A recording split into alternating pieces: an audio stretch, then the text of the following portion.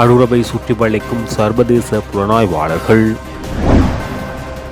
மன்னா துப்பாக்கி சூடு சம்பவம், அனுரவிடம் சஜித் விடுத்துள்ள கோரிக்கை. ஊடகவியலாளர் மீதான தாக்குதலின் பின்னணியில் பொன்சேகா, உறுதிப்படுத்திய மஹிந்த. கிளிநொச்சியில் நிலவும் சீரற்ற காலநிலை, முகாம்களில் தங்க வைக்கப்பட்டுள்ள மக்கள். வடக்கு கடற்தொழிலாளர்களை ஏமாற்ற முயலும் அரசியல்வாதிகள், டக்ளஸ் குற்றச்சாட்டு.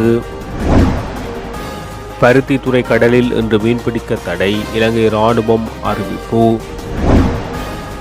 சீன ஜனாதிபதியை இலங்கைக்கு விஜயம் செய்ய ஜனாதிபதி அனுரகுமார அழைப்பு. சீனாவுக்கு வழங்கிய வாக்குறுதிகளை அரசாங்கம் நாட்டுக்கு வெளிப்படுத்த வேண்டும், ஐக்கிய தேசிய கட்சி.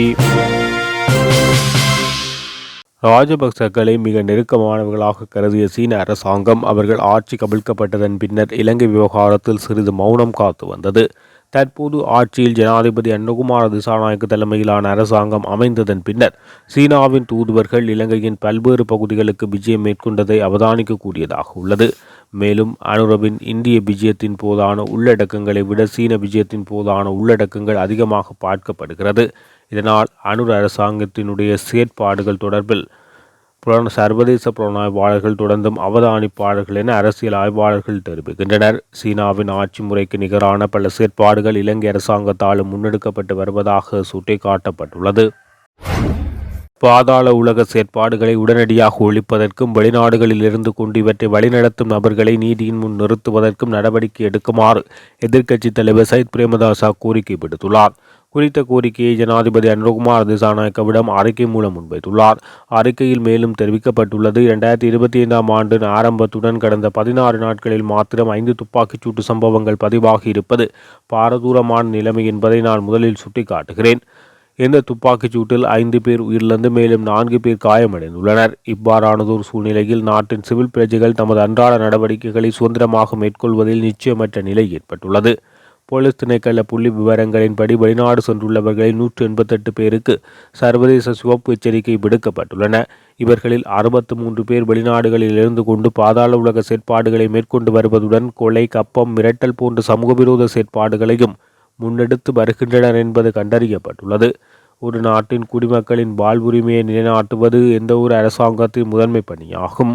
இது பாதுகாப்பு சார்ந்ததாக இருக்கலாம், மனித உரிமைகள் பாதுகாப்பு சார்ந்ததாக இருக்கலாம், சுகாதாரத்துறை சார்ந்ததாக இருக்கலாம், உணவு மற்றும் ஊட்டச்சத்து சார்ந்தனவாக இருக்கலாம். இந்த பொறுப்பை எல்லா வகையிலும் நிறைவேற்றுவது அந்த தருணத்தில் இருக்கும் அரசுக்கு தலைமை தாங்கும் அரசாங்கத்தின் பணி என தெரிவித்துள்ளார். மன்னா நீதவான் நீதிமன்ற வளாகத்துக்கு முன்பாக நேற்று 2 சுட்டுக் கொல்லப்பட்ட சம்பவம் ஒன்று பதிவாகிய நிலையில் இவ்வாறான பரிதாபகரமான சம்பவங்களை தடுத்து நிறுத்துவதற்கு உடனடியாக நடவடிக்கை எடுக்குமாறு எதிர்க்கட்சித் தலைவர் என்ற வகையில் ஜனாதிபதி தலைமையிலான தற்போதைய அரசாங்கம் மற்றும் அனைத்து பாதுகாப்பு படை பிரதானிகளிடமும் தயவு கூர்ந்து கேட்டுக்கொள்வதாக குறிப்பிட்டுள்ளார்.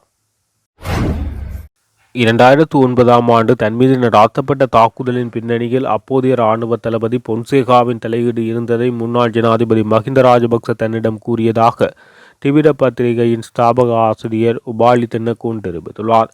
இணையதள கலந்துரையாடல் ஒன்றில் அவர் இதனை தெரிவித்துள்ளார். 2009 ஆண்டு ஜனவரி 23 காரில் சென்று கொண்டிருந்த போது தன் மீது தாக்குதல் நடாத்தப்பட்டதாகவும் மீண்டும் தொலைபேசி அழைப்புகளின் ஊடாக கொலை மிரட்டல் வந்ததாகவும் அவர் குறிப்பிட்டுள்ளார்.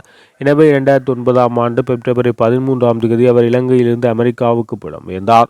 இதனையடுத்து 2010 ஆண்டு தேர்தல் வெற்றிக்கு பின்னர் தன்னை இலங்கைக்கு அளித்த மஹிந்த தாக்குதலை நடாத்திய சரத் பொன்சேகா தற்போது பதவியில் இல்லை என சுட்டிக்காட்டியிருந்ததாக அவர் குறிப்பிட்டுள்ளார். இதனையடுத்து ஆட்சிக்கு வந்த முன்னாள் ஜனாதிபதி மைத்ரிபால சிறிசேன தன் மீது நடாத்தப்பட்ட தாக்குதலுக்கான விசாரணைகளை தடுத்ததாக அவர் தெரிவித்துள்ளார். அதே சமயம் முன்னாள் ஜனாதிபதி சந்திரிகா பண்டாநாயக்க குமாரதுங்க ஒரு சந்தர்ப்பத்தில் 1 மணி நேரம் தன்னை திட்டிய சம்பவத்தையும் தென்னகோன் நினைவு கூர்ந்துள்ளார். மேலும் தற்போதைய அரசாங்கத்தின் சில உறுப்பினர்களும் ஊடகங்களுக்கு எதிராக பல்வேறு குற்றச்சாட்டுகளை சுமத்த தொடங்கியுள்ளதை ஏற்றுக்கொள்ள முடியாது என தெரிவித்துள்ளார்.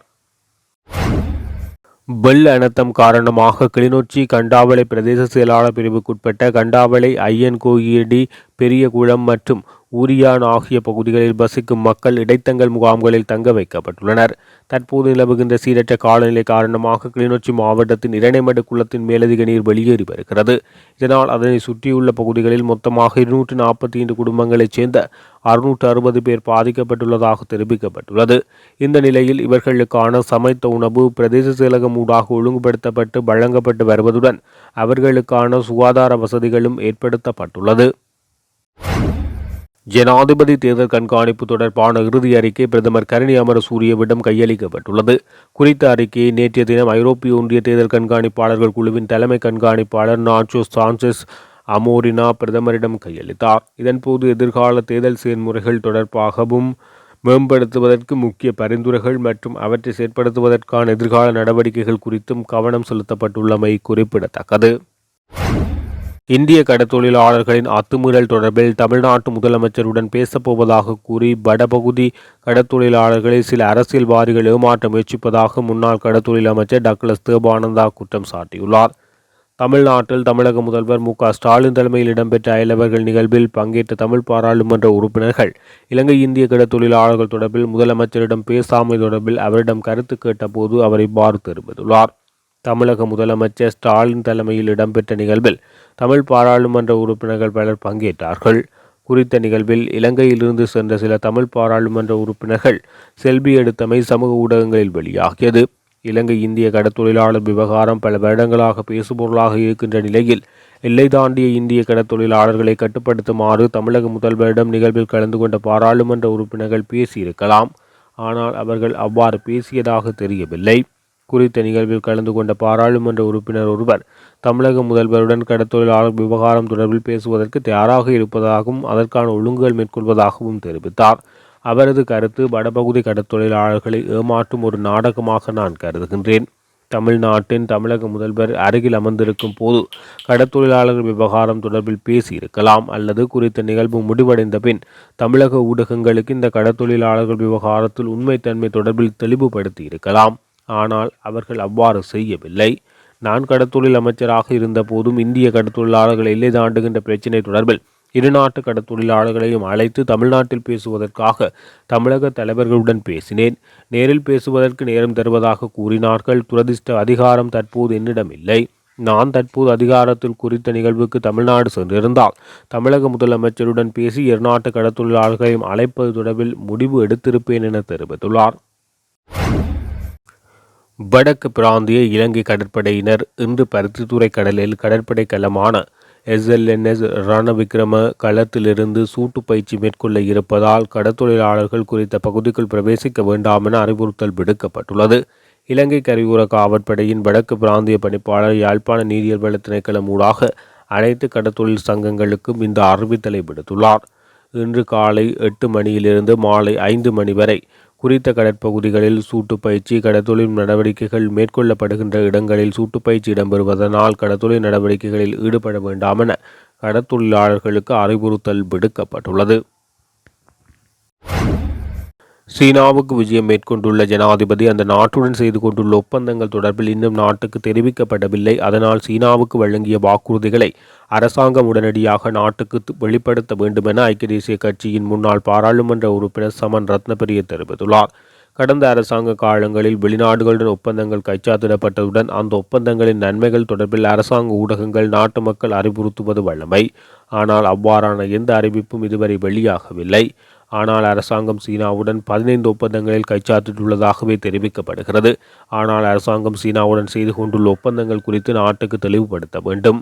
கொழும்பில் அமைந்துள்ள முன்னாள் ஜனாதிபதி ரணில் விக்ரமசிங்கவின் உத்தியோகபூர்வ அலுவலகத்தில் ஐக்கிய தேசிய கட்சி ஏற்பாடு செய்த ஊடக சந்திப்பில் கலந்து கொண்டு கருத்து தெரிவிக்கையில் இவ்வாறு தெரிவிக்கப்பட்டுள்ளது. சீன ஜனாதிபதி ஜி ஜின்பிங்கை இலங்கைக்கு விஜயம் செய்யுமாறு ஜனாதிபதி அனுரகுமார திசாநாயக்க நேற்று அழைப்பு விடுத்தார். 4 நாள் சீன பயணம் குறித்த கூட்டு அறிக்கையை வெளியிட்ட போது ஜனாதிபதி இந்த கருத்தை வெளியிட்டுள்ளார். தனக்கும் இலங்கை தூதுக்குழுவுக்கும் வழங்கப்பட்ட அன்பான விருந்தோம்பலுக்கு சீன அரசாங்கத்துக்கும் மக்களுக்கும் ஜனாதிபதி நன்றி தெரிவித்துக் கொண்டதோடு சீன தலைமை இலங்கைக்கு வருகை தருமாறு அழைப்பு விடுத்துள்ளார். ஐக்கிய தேசிய கட்சியுடன் இணைந்து பணியாற்றுவதற்கான கலந்துரையாடல்களுக்கான முன்மொழிவை ஐக்கிய மக்கள் சக்தியின் செயற்குழு அங்கீகரித்துள்ளது. அதன்படி கலந்துரையாடல்களுக்காக ஐக்கிய மக்கள் சக்தியின் பொதுச் செயலாளர் ரஞ்சித் மத்தும பண்டார தலைமையிலான 5 பேர் கொண்ட குழு நியமிக்கப்பட்டுள்ளது. இதன்படி இரண்டு கட்சிகளும் எதிர்காலத்தில் இணைவதற்கான வாய்ப்புகள் நிச்சயிக்கப்பட்டு வருவதாக தகவல்கள் வெளியாகியுள்ளன. எனினும் இந்த கட்சிகள் இணையும் போது அது ரணில் விக்ரமசிங்கவின் பதவி மற்றும் சயித் பிரேமதாசாவின் பதவி என்பன தொடர்பில் இன்னும் தகவல்கள் வெளியாகவில்லை. இந்த நிலையில் பெரும்பாலும் இணைத்தலைவர்கள் என்ற வகையில் இருவரும் செயற்படுவார்கள் என எதிர்பார்க்கப்படுகிறது. அரசாங்கத்துக்கு சவால் கொடுக்க வேண்டுமானால் இரண்டு கட்சிகளும் இணைய வேண்டும் என்ற விருப்பம் முன்பிருந்தே பலராலும் தெரிவிக்கப்பட்டு வந்தது. எனினும் ரணிலும் சஜித்தும் விட்டுக் கொடுக்காத போக்கை கடைபிடித்து வந்ததாக தகவல்கள் வெளியானமை குறிப்பிடத்தக்கது.